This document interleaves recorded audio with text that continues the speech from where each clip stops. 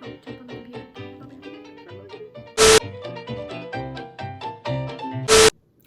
All right. Hello.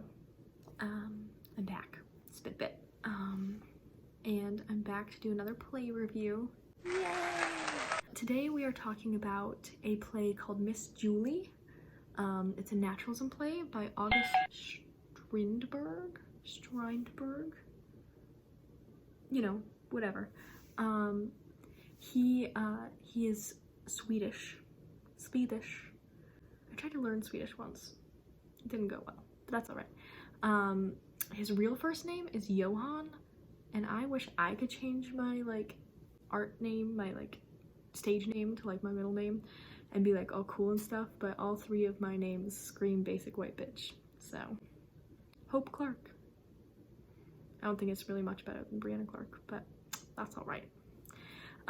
So Strindberg lived in the mid to late 1800s. He had a 63-year lifespan where he just wrote constantly. He was an avid writer. He wrote over 60 plays and other things.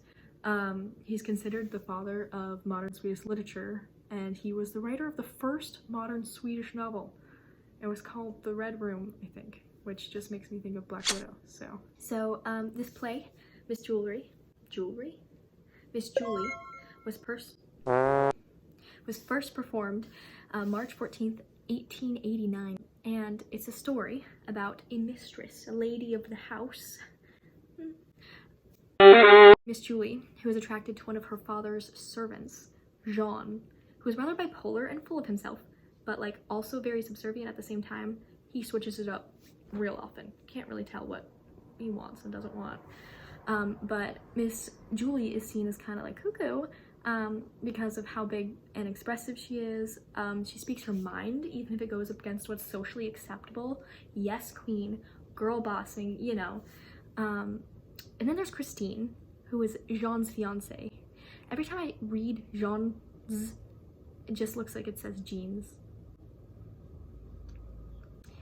Anyway, Christine is Jean's fiance, who is also a servant, and she doesn't seem like she could really care less about anything that's going on in the show. She's literally asleep for most of it.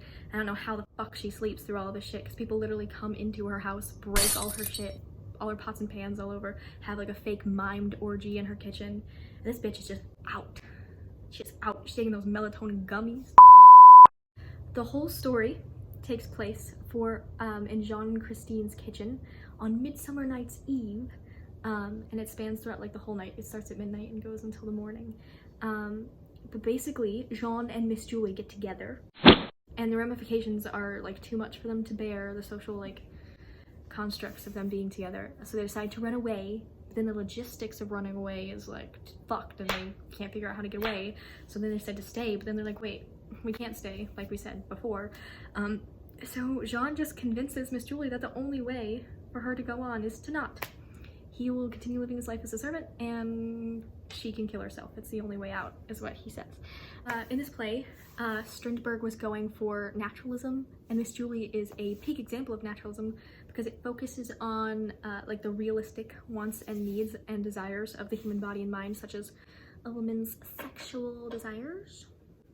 It's based around a life-altering experience, which alters Miss Julie's life so much that it doesn't exist by the end of the play. And some of the big symbols throughout the story is that there's these two dogs. One's the dog, the gatekeeper, and one's the dog of one of the higher up social ladies, and they get a little nasty out in the yard, you know, have a little fun in the doghouse. And this is a representation of Jean and Miss Julie, because he's the little gatekeeper's dog, the little lowly servant, and she's the lady of the house, socially higher in class than him. And it parallels, you know, their characters and their choices and stuff. Then there's Miss Julie's bird, which is represents Miss Julie because it's in a cage.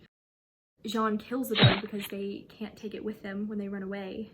He doesn't want to, but and the reason he kills it is because she would rather it be dead than it stay there without her, which is kind of similar because Jean can't take Julie in the end, but convinces Julie to eat. Both situations result in death. The bird's by Jean's hand and Miss Julie's by his words. Miss Julie and Jean tried to break free of the restrictions of their social classes by coming with a plan to run away and stay in a hotel, like start a hotel where they're like in the same class and they could be like the ones running things. Ultimately though, Jean stays a servant who's like terrified of the little bell to ring for him to be called to like do duties by her father, and she killed herself due to the ramifications of her actions with Jean affecting her and her father's reputations. About the play, opinion-wise, I'm gonna be honest. It was pretty interesting, but I didn't really like any of the characters, except maybe Christine. She seemed to be the only one who thought logically, but she was kind of like emotionless. She just didn't really care about much that was going on. But I did enjoy how the whole story took place in like the kitchen, one setting, over like one night.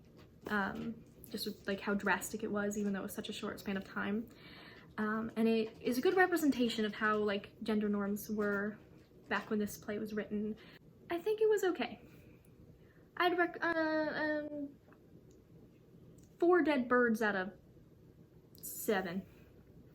Seems like a good rating to me, so. Alright, the shit's done.